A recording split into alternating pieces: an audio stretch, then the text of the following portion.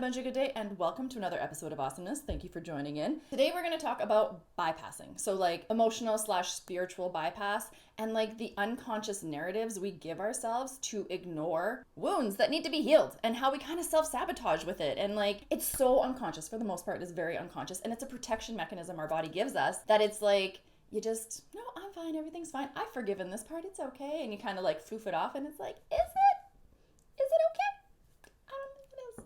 So I have pulled up the definition of emotional bypass on my little computer here, so I'm going to read it to you. According to Wellwood, spiritual bypassing can be defined as a tendency to use spiritual ideas and practices to sidestep or avoid facing unresolved emotional issues, psychological wounds, and unfinished developmental tasks. Ooh, that last part, that is my language. I love that. Unfinished developmental tasks. Oh, so good. So how does this show up in your life? Like how are you bypassing, and how are you doing it kind of by accident? Sometimes it is on purpose, right? You hear something, you feel that little like trigger, something resonates, you're like, oh, nope, I'm not going there today. Like, not today, Satan. So I'm going to give you an example of when I was unconsciously bypassing and how I kind of like worked my way around it and like went from a place of like shame and embarrassment to like, honestly, now I think it's adorable. I'm like, oh, there I go again, doing the thing. And then it's so easy to correct, right? But it's because I put a lot of practice into it. So what does it look like? I went to a subconscious imprinting session. I was in my session and what came up was judgment. She's like, who are you judgmental towards? Like, or do you consider yourself a judgmental person? Immediately, I was like, no the fuck I'm not. I am the nicest person I know. I might as well be a fucking saint. I love everybody. No. You know, I was all up on my high horse, like immediately, which, let's be honest, that's a red flag that there's a trigger in there. So anyway, I was just like, but the walls came up. I was like, no the fuck I'm not. Like, who are you to call me judgmental? I was very upset. So I left the session and I was like, who does she think she is, telling me I'm judgmental? Does she even know me? I sat in that stew for a day or so, you know, being all up on myself and how great I am and not judging people and all of this. Then I was on a walk or doing laundry or some shit, you know, just that mindless stuff. And I was like, what if I was judgmental? Like, what would that look like? Like, where would that be in my life? Like, if I was, like, not that I am, but if I was, like, what would that look like? The beautiful subconscious started bringing up thoughts, memories, just like little tidbits of information. And I started to realize like, oh, damn, like I do judge. And here's where I was judging. In my previous life, I was a personal trainer, so for what, like 13 years or so. And because of my upbringing, I grew up with a dad, like it was just me and my dad. He was in a wheelchair, so he had very limited function on a lot of things. So I would get so mad at people who wouldn't put in the bare minimum for their own health, right? Because from what I saw growing up, like my dad couldn't walk. So like literally the fact that I could walk, I felt so blessed. And so I get so mad at people that are complaining about like, oh, my knee hurts or this or that. I would get so mad. And then I realized I'm not getting mad. I'm being a judgy little bitch. Whoa, holy man. And that just opened up a can of worms. I saw all the ways that I masked my judgment as this like benevolent goodness, or like there's an anger, there was a charge in there. And I was like, oh, this might be what she was talking about.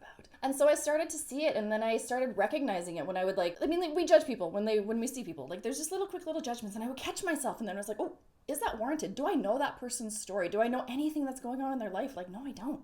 So who am I to judge? And I realized how much I was judging myself because I was keeping everybody at this impossible standard of perfection that it's like, you can't even try, you should do at least this and this and this. And like the minimums, I would get so mad, but like I struggled with the minimums. So I was judging myself so harshly too. So this revelation was huge. And all of these like epiphanies and all of that, this happened over a period of time, right? Like this was kind of like, you know, months of work. I like the long game, right? Like, so it was integrating in over time, but I was like, wow, like it was so clear how judgmental I was. And so what I did was, at first I was really embarrassed. I was like, oh my God, like I really genuinely didn't think that was me. And so to see that it was, I was like, I felt really gross and I was kind of embarrassed, and I was just like, man, like, and ashamed. I was like, I can't believe I actually was judging people. And so I started by just forgiving myself. Like, hey, that version of me, whatever memory popped up, like, I forgive you. Like, you know better now. What happened has happened. I forgive myself. Moving forward, that just won't happen again. And so I just started doing that, like little forgivenesses here and there. And just kind of like whenever they'd pop up, forgive as I go. I call it forgiveness on the fly. But anyway. So now fast forward all these years, because that was years ago. Now if I catch myself kind of judging someone, I'm like, wait a second. Ashval, what are we doing? Are we judging?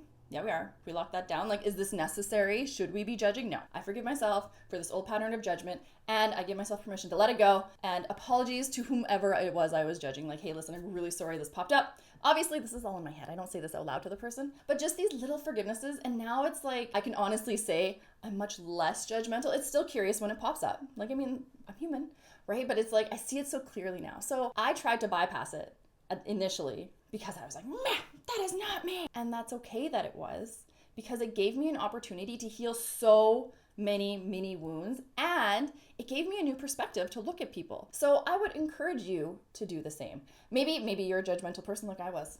Who knows, right? And like, no shame, just forgive yourself and do better moving forward. So that's my little quick pro tip of the day, how to not be a judgmental bee, because let's be serious. And let's, like, honestly, in the world of cancel culture, like, it's so easy to be a judgmental little bee, and it really is on you to not do that. But I mean, this spiritual bypass, this emotional bypass, this is literally applicable to anything, okay? So it's not just judgment. I'm using that as my example. But like, be curious, like, where in your life have you avoided, or like consciously or unconsciously avoided a topic, an area, like a memory, something like that. Like, where have you avoided looking at yourself because you were afraid of what you would see and you didn't think you would like that version of you? Nobody likes to dig in like that, right? But I really would encourage you to do so, because when you face that version of you, you can forgive that version of you, and then you can do better moving forward. And that is the money.